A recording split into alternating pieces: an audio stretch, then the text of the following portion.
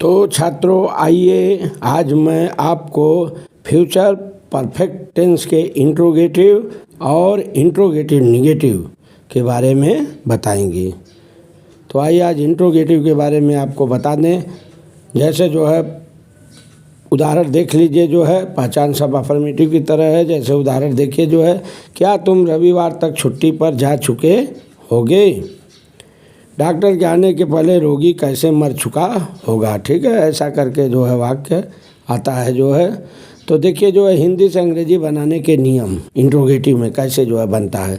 तो पहला उदाहरण देख लीजिए, जो है पहचान सब अफर्मेटिव की तरह है। देख लीजिएगा जो है अफर्मेटिव में पीछे वीडियो में। ठीक है, तो नियम देखिए, क्या तुम रविवार तक छुट्टी पर जा चुके होगे। Will you have gone on leave by Sunday.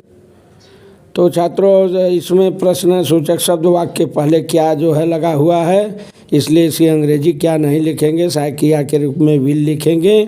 कर्ता के अनुसार तो कर्ता यहाँ यू है, इसलिए जो है सहायक क्रिया विल लिखी जाएगी, क्योंकि यू सेकंड पर्सन का है। थर्ड पर्सन का भी रहता करता तब भी यू लिखा जाता। तो छात्रों ध्यान देना, इसमें सहायक क्रिया विल हैव या शैल हैव लगाई जाती है। मुख्य क्रिया का तीसरा रूप लिखा जाता है और अंत में कर्म है तो कर्म को लिख देंगे, यही इसका नियम है।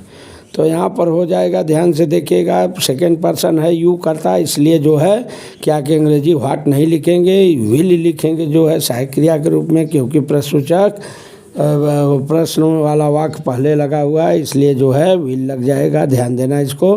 फिर कर्ता लिख देंगे यू, फिर छात्रों हैव लिखेंगे। ध्यान देना, विल हैव यू नहीं लिखेंगे, ये अशुद्ध हो जाएगा, गलत मार्क आपको नहीं मिलेगा। शुद्ध अशुद्ध अगर बात आएगी तो। ठीक है, तो विल लिखेंगे, उसके बाद कर्ता लिखेंगे यू। ठीक, फिर जो है हैव लिखेंगे, फिर जो है छात्रों मुख्य क्रिया का तीसरा रूप लिखेंगे, फिर अंत में कर्म है तो कर्म को लिख देंगे। जैसे यहाँ देखिए जो है विल यू हैव गान, मुख्य क्रिया का तीसरा रूप जो है जा चुके का जो है गान हो जाएगा। ऑन लीव बाई संडे, छुट्टी पर रविवार तक। ठीक है, दूसरा देख ले, डॉक्टर के आने के पहले रोगी कैसे मर चुका होगा। अब यहाँ देखिए छात्रों ये दो वाक्यों वाला वाक्य हो गया।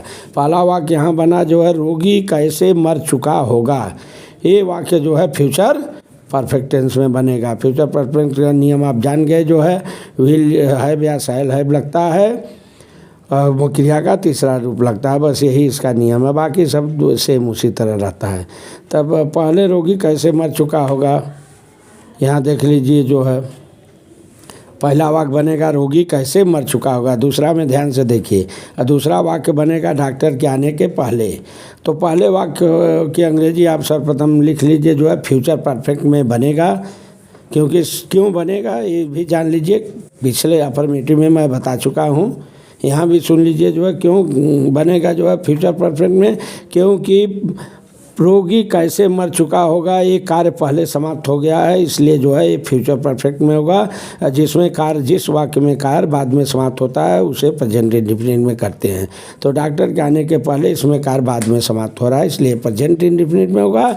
और रोगी कैसे मर चुका होगा, कार्य पहले समाप्त हो रहा है ऐसे वाक्यों में, इसलिए जो है फ्यूचर परफेक्ट टेंस में होगा। आ गया समझ में, क्यों फ्यूचर परफेक्ट में होता है, क्यों जो है प्रेजेंट इंडेफिनिट में होता है। ठीक है, तो इसलिए जो है फ्यूचर परफेक्ट में हुआ तो हो जाएगा how the patient will have died before लिख देंगे। डॉक्टर के आने के पहले दूसरे वाक्य की अंग्रेजी आप फ्यूचर इंडेफिनिट में कर देंगे, अरे प्रेजेंट इंडेफिनिट में कर देंगे, तो हो जाएगा जो है बिफोर द डॉक्टर कम्स।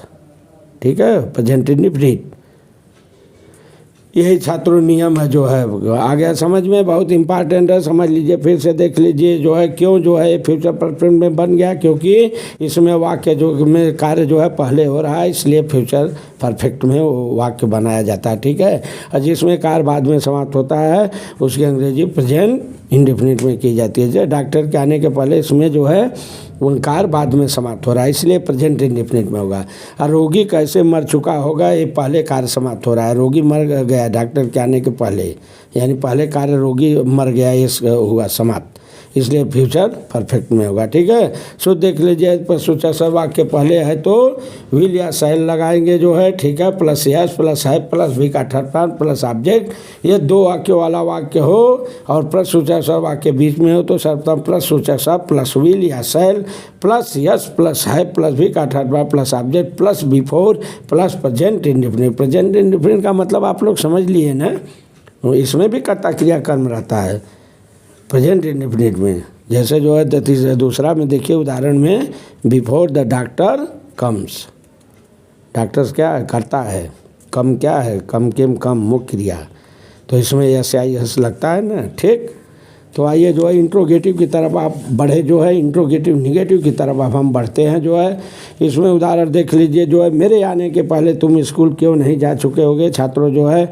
इसकी अंग्रेजी कैसे आप बनाएंगे, सेम जो है उसी तरह जो है इंट्रोगेटिव की तरह है, केवल इसमें नहीं शब्द की अंग्रेजी लिखनी होती है जो हमेशा जो है कर्ता के बाद लिखी जाती है। बाकी सब सेम जो अभी हम मैं बताया हूँ वही सब सेम इसमें है। ठीक है, जैसे देख लीजिए दो चार उदाहरण, मेरे आने के पहले तुम स्कूल क्यों नहीं जा चुके होगे। Why will you not have gone to school before the doctor comes, मेरे आने के पहले या डॉक्टर के आने के पहले।